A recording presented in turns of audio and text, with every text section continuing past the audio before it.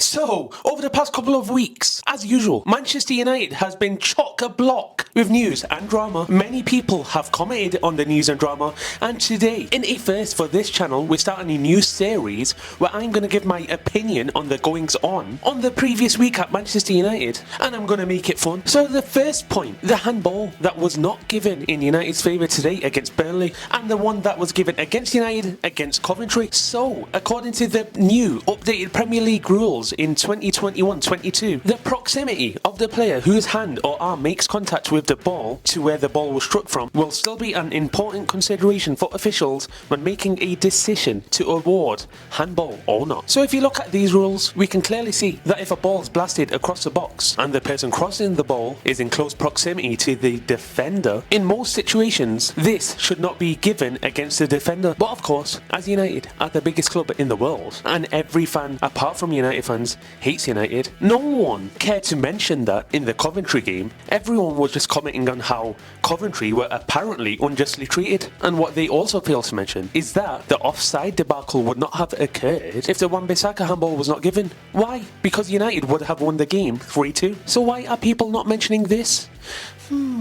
It just shows that the hate for United runs deep. Interesting. And if you look at the list of videos today on the Sky Sports Premier League page, which matches highlights received the most views? Of course, it was Manchester United, apparently one of the shittest teams in the world, playing against another shit team in a pretty boring draw, but yet it got the most views. Why? Because the hate for Manchester United runs deep. Anyway, so if that was apparently a handball, why was a penalty not given towards the end of the game for United today? And if that was given, United would have won today. And it nicely leads me into a comment I received on my channel a couple of days ago from one of my subscribers called See What You Want MJ. He said, and I quote, "Funny isn't it that City regularly go behind but just score more and they're the greatest team in the solar system? We do it and it's still a crisis." True, indeed. Indeed, that is true. As Manchester City are not as universally hated, when Manchester City scrape a win, people will claim it's a champion's mentality. But when United do exactly the same thing, United are a shambles, and United are this and that and blah blah blah blah blah blah blah. Is it because United are still seen as the biggest club in the world? No, of course, I'm not stupid. United do have many problems. The manager has problems. The players have problems. So the next bit of news. Now apparently, and I'm saying apparently because I don't really use Twitter, but this clip has been getting a lot of views and a lot of comments on Twitter. Well, the thing is, he reckoned he was injured and he wasn't injured, was he?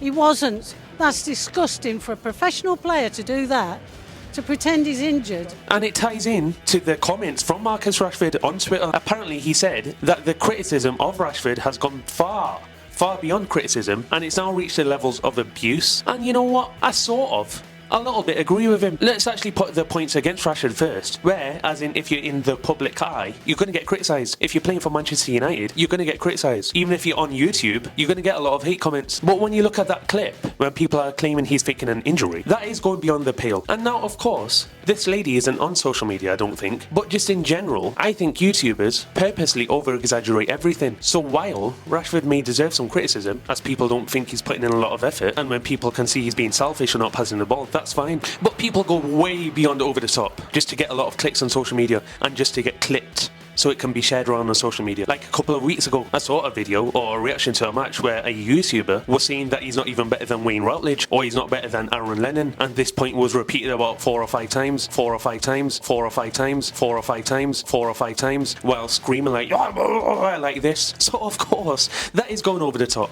And of course, that is for clicks. So Rashford, whilst he may not have a point in a sense, sort of does have a point. And now on to the next little bit of news. So a lot of people say that Ten Hag is deluded in his post-match comments, but today he spoke the absolute truth. So is he really deluded?